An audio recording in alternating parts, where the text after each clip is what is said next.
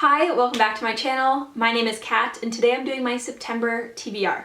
So there's two main things happening in September. One is Shorty September, which is being hosted by Pastori Time. Shaun and Bert are amazing, and I believe one of their friends is also hosting it with them, and she made a lovely little illustration of all different shorts types. We'll get into that. And the second thing is that I believe it's Latinx Heritage Month. So I have 4 books that are like Latinx, and then the rest are for all of the Shorty September prompts. So without further ado, let's get into it. Okay, so let's get into the prompts for the Shorty September readathon. So they said like short books around 200 or less. For me, like I think a short book is 250 or less. So most of the books for the prompts are 250 around or less. And this is really great because I just got to pull a bunch of short ones that I haven't read off my shelves. And yeah, it will be nice to dip in because I love a good short book. Long books kind of scare me. So let's get into it. Let's do Skort, a book that mixes genres and defies gravity, defies genre. So for this one, I actually have a NetGalley arc. This is Meaty Pleasures by Monica Lavin. And I believe this is a collection of erotic short stories that blend magical realism. I can't really find much about it online, so I'm kind of going into it without knowing more than that. But I've had it for quite a while and I've been saving it for September, so now is the time. Monica Lavin, I believe, is a Mexican writer, so this is translated from the Spanish. Next up, Runway Fashion Shorts, read a translated book. For this, I'm going to read Things We Lost in the Fire by Mariana Enriquez. You may remember I just read The Dangers of Smoking in Bed by the same author last month, and I really got on with it. So again, I'm reading this Argentinian translation, again translated from Spanish, for this prompt, and I'm really excited to see her older macabre, dark short stories about life in Argentina. So next up is Ripped Shorts, to read a slasher/murder mystery. For this, I'm going to read Tequila Blue by Rolo Diez, who is an Argentinian writer who now lives in Mexico. So this is about a crooked cop in Mexico City who is trying to solve the murder of a corpse that is found in a hotel room. So it is part investigation and part corrupt policeman story. I'm really looking forward to it. It's translated from the Spanish. I have been meaning to read it for a while, and now is the time. Okay, next up, to read a book from the 70s or 80s for Shorty Shorts. And this one was actually really hard. And the only one I had on my shelves is Hatchet by Gary Paulsen. This is a Canadian book about a young boy who I think has to survive with just a hatchet. I heard about this from Books and Lala, and I saw this for $1 in an op shop, and I was like, yeah, sure, why not? I've had it for ages, and I'm like, this is the perfect time to read it. It was actually published in 1989, so I just managed to squeeze it into the 80s. Granddad Shorts. I've had a long time. For this, I'm going to read an ebook that I've had a really long time, and it's The Seep by Chana Porter. So The Seep is kind of, I think, sci-fi magical realism where aliens come, but instead of like waging war, they can integrate with humans and give them a second life. And we're following, I believe, 2 women who are in a relationship, but one of them decides she wants to be reborn as a baby. And it's the partner who's dealing with the aftermath of like what to do. It just has sounded so surreal and so directly up my alley that I don't know why I haven't read it, but I'm really looking forward to it. Next up is Bermuda Shorts, set in another country. For this, I'm going to pick up I'm Not Scared by Niccolo Ammaniti. So this is set in Italy, and it's an Italian translation. And this is about like shattered innocence when a young boy in the Italian countryside stumbles upon a dark thing that adults are doing, and that's all I know. Like, I haven't really read the back because I don't really want to have anything spoiled.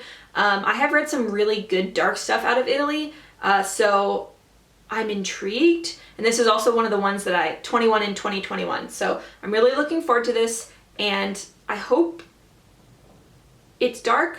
I think it is going to be very dark. Yeah, so we'll see. All right. Next up, Half and Half Shorts, a movie and book combo. So you can read a book and watch the movie, or read a book from a movie you've already seen. And for this one, I'm gonna do Earthquake Bird by Susanna Jones. So this movie, Earthquake Bird, is very weird. Very weird. If you wanna like have a weird ass night where you watch a weird ass movie and you're left feeling like you don't know what you just watched, you think it was good, but you're not sure, that would be for you. So this is a novel about a woman who is teaching English in Japan, and she has a lover who is a Japanese photographer. And things are dark. Things get dark. I'm not gonna say anything else. I don't wanna give anything away. I'm really looking forward to this. It's been on my shelves for a while. I bought it because of the movie, so this is the perfect time to read it. Next up is Denim Shorts, a modern classic. For this one, this could also be the movie because Call Me By Your Name is one of my favorite movies of all time, but I think it's equally applicable as a modern classic.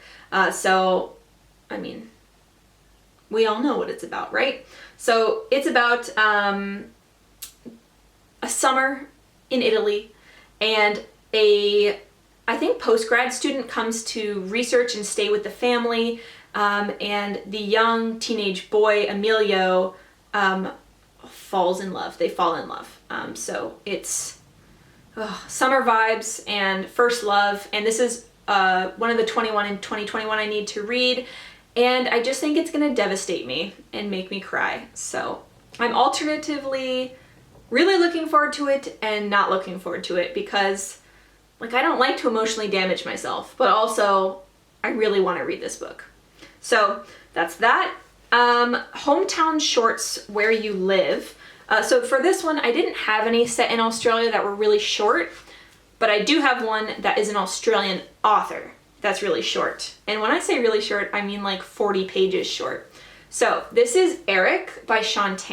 Shaun is one of my favorite illustrators. I have read a lot of his work. I just find his illustration style beautiful, and I found this at an op shop, and it says, "Some years ago, we had a foreign exchange student come to stay, but he didn't want to use our guest room. He preferred to sleep in our pantry." So I think this will be like super short, super short, but I just like haven't read it, and I'm like, now is the time.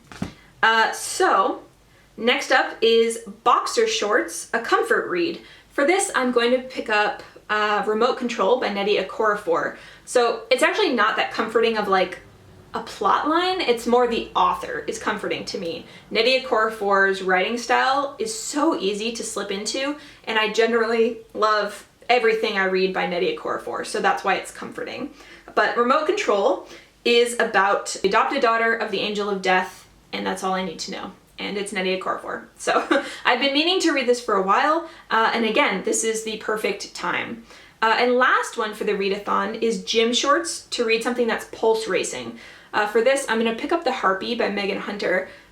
I've been wanting to read this for so long, and I keep putting it on the lists, and I keep not reading it. I don't know why. I think it's because it's rated low, but I still really want to read it. So it's about a woman whose husband cheats, and she is allowed to hurt him 3 times. And I'm intrigued. Also, the cover is stunning. So I hope that this gets my pulse racing. Yeah, so those are all the ones that I'm gonna read for Shorty September. I'm really excited, and I hope that you join us. And other than that, I have 4 extra books, which I am hoping to get to. One is I Am Not Your Perfect Mexican Daughter by Erica L. Sanchez, who is Mexican-American. This is, again, for Latinx heritage, and it's also about the Mexican-American experience growing up in America. And then I also have a NetGalley arc, Under the Whispering Door by TJ Klune. This is an MM romance, I believe, with someone who has recently passed away, and the ferryman, which leads down to the underworld. I can't wait. TJ Klune just always gets me in the feels. He's written my favorite dystopian of all time, which is Crisped and Seared, Withered and Seared. That duology just like destroyed me. Yeah. And then also I have 80 Days, which is a graphic illustrated novel by a non-binary author. It's historical fiction, and it is about a pilot who wants to fly, but then he crosses paths with a mysterious thief. And this is set in, I think it's historical, is it France? Anyway, the illustration style looks absolutely stunning. I love the color palette. I love me a good queer story, and I love like the whole pilot thief premise. Yes, please.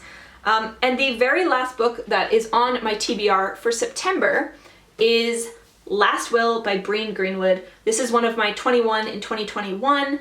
This was one of her first books. Bryn Greenwood, I would argue, is my favorite current author because both of her books I've given 4.5 or 5 stars, which is a feat not many authors can claim in my library.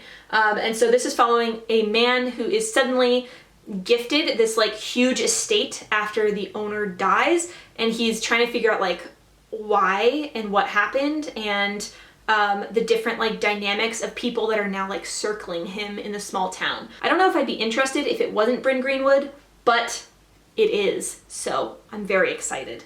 So those are all of the 15 books that I'm hoping to get to in September. Let me know what you're reading for Shorty September or for Latinx Heritage Month.